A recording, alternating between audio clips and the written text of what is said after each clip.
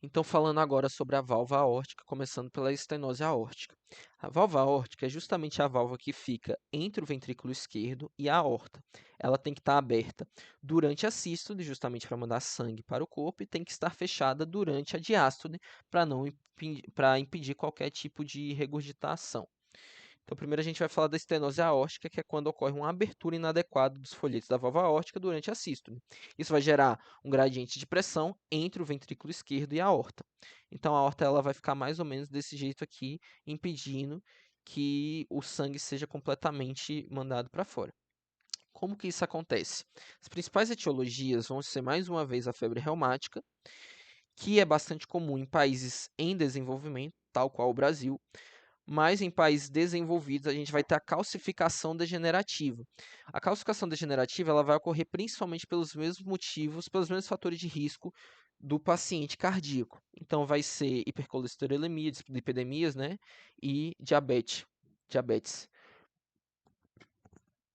Esses fatores de risco vão gerar infiltrações lipídicas e danos ao longo do tempo, causando fibrose. Essa fibrose vai fechar e vai proporcionar que os mecanismos de adaptação ocorram. A cardiopatia congênita mais comum vai ser a válvula aórtica bicúspide. Então, no que se refere a valvopatias, quando a gente está falando de cardiopatia congênita, a válvula aórtica bicúspide é a mais prevalente. Também pode ocorrer por radiação. Beleza. Qual a fisiopatologia? É importante lembrar que aqui a gente não vai ter uma sobrecarga de volume, aqui a gente vai ter uma sobrecarga de pressão. Por quê? Vai ter um sangue aqui dentro e aí ele vai ser botado, ejetado. Só que como a abertura ela vai estar menor, ele não vai conseguir ser completamente ejetado. Então ainda vai sobrar um sangue aqui dentro. O que é que o coração vai fazer? Ele vai começar a tentar jogar mais sangue para fora, mas a questão é que está obstruído por aqui. Então, isso vai ser um aumento na pós-carga, que é justamente a carga que sobra no ventrículo que não foi ejetada.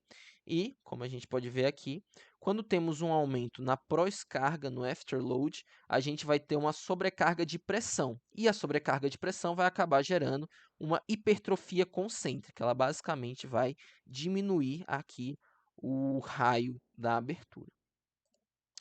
Voltando.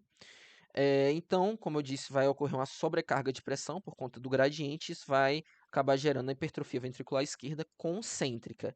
Isso a gente chama de disfunção, isso gera disfunção diastólica.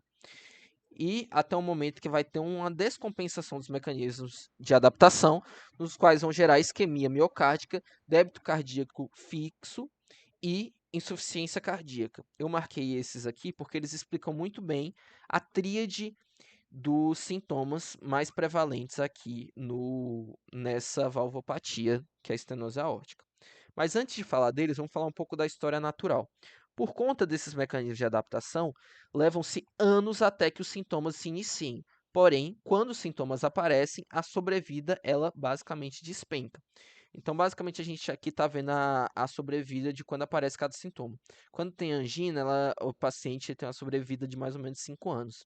Quando tem síncope, que é um pouco mais grave, vai ter uma sobrevida um pouco menor. E quando tem falência do coração, a sobrevida é menor ainda.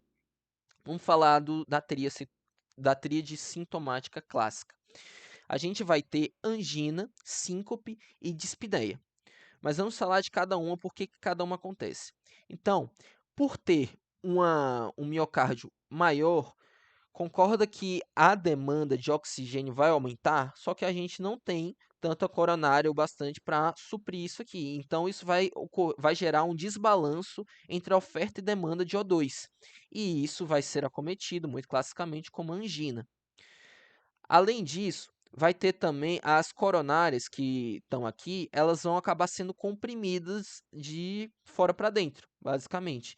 E isso também vai gerar uma isquemia, como a gente vai acometer isso com angina mais uma vez.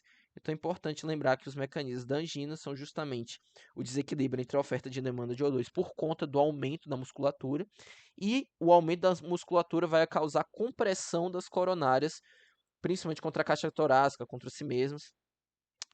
Também vai ocorrer a síncope por conta do débito cardíaco fixo, ou seja, vai ter uma queda do débito cardíaco por conta da queda do volume diastólico, afinal, está muito mais difícil de encher aqui. E também em esforço físico vai ter uma queda de pressão arterial, porque vai ocorrer mais vasodilatação em músculos de atividade e vasoconstrição em músculos inativos. Por conta disso, é muito frequente que ocorra síncope. A dispneia também vai ocorrer justamente pelo mesmo motivo das outras valvopatias. Vai ter um aumento da pressão para trás e esse aumento da pressão vai acabar cometendo em aumento da pressão do átrio esquerdo e toda a microvasculatura, a microvasculatura vai acabar acometendo em congestão pulmonar, ok? Alguns outros sintomas que podem ocorrer vai ser a palpitação decorrente da ativação do sistema nervoso simpático, então a pessoa vai começar a sentir mais, bater mais, né? E também vai acontecer coreia de Sydenham, que ela tipo, ela está lá mais ou menos em paralelo por conta da febre reumática neurológica que pode ocorrer também. Coreia é justamente aqueles movimentos dos braços, principalmente. Beleza, vamos falar de exame físico agora. Exame físico que vai gerar a gente primeiro vai perceber um pulso muito característico, que é o pulso parvus e tardos. É um pulso parvo e tardio, que a gente pode chamar de curto e demorado. Por quê? A amplitude vai estar diminuída. Então, aqui é o normal. Então, a amplitude vai estar diminuída e ele também vai estar mais alongado. Vocês podem ver que esse começa aqui, termina aqui. Começa durante a sístole, começa em B1, termina em B2. E aqui não, aqui ele vai terminar só depois. Então ele vai ter uma ascensão lenta e ele vai ser mais tardio. Então ele vai ser parvo, que é alguma coisa mais ou menos assim insignificante. O que eu quero dizer com isso é a amplitude menor. E ele vai ser tardio porque ele vai demorar mais para acabar. Na palpação, a gente pode perceber frêmito nas carótidas e também enrijecimento das carótidas, principalmente em pacientes idosos. Por conta da hipertrofia concêntrica que vai estar gerando aqui, também pode ter desvio do ictus, mas isso é um pouco menos frequente. A ausculta, que é principalmente o que vai denunciar para a gente, vai ser o sopro em tom mais grave, mesosistólico. Então, a estenose acontece durante a sístole e ela deveria estar jogando sangue para fora, só que ela não vai estar conseguindo, basicamente, então vai ter esse sopro que vai ser um tom grave, porque vai estar batendo também na obstrução. Também pode ocorrer desdobramento de B2 e presença de B4, por conta da hipertrofia concêntrica.